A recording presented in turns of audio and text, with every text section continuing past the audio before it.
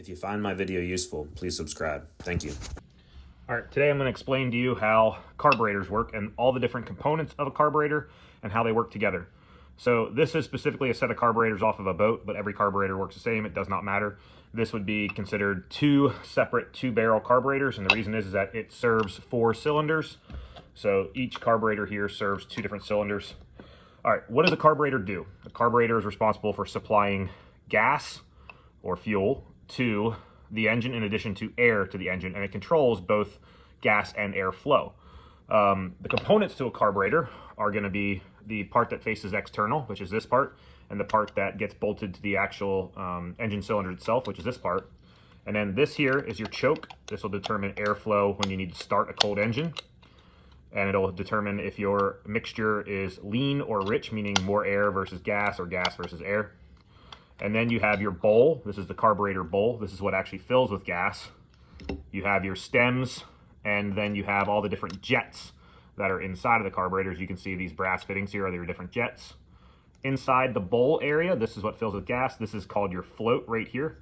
If obviously the bowl is filled with gas, your float goes up, and there is a pin, also known as a needle, right here. That needle, if the float is up, cuts off gas flow into the carburetor. So you no longer need to overfill this bowl with gas, and that's what prevents it from flooding. If the bowl is empty from gas, meaning that you're using gas and this bowl empties, this float will drop, releasing that needle, and that needle then allows gas to flow back into the bowl and refill the bowl, okay? The jets are these brass structures that have holes drilled in them, in addition to some very small holes that are hard to see here underneath the throttle body. So this is your throttle body. So when you press the accelerator, this opens your throttle body and allows more airflow through the carburetor, which sucks gas through your stems, also known as your jets, or these small holes here that are also jets. And that's what determines how much air and also how much gas flows into the engine itself. So that's all the different parts of a carburetor. And the way that it works is that when an engine's cold, you have to choke a carburetor, meaning that you want to close these chokes and this one. So these are usually paired, meaning that they're linked together, and that this is what they look like when they're closed. And now this is considered choked. This happens automatically with a cold motor. Some carburetors are automatic with a choke. Some you have a manual choke. This one has a manual and an automatic that control it when you press a button up at the steering wheel.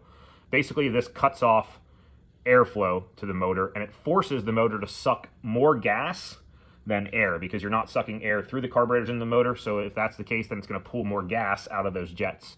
This creates a rich mixture, which is what you want when an engine's cold. And then as the engine warms up, you'll open your chokes, and now this allows full airflow through.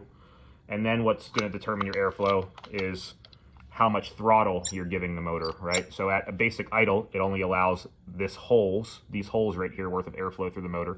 But when you press the throttle, this allows more air suction through.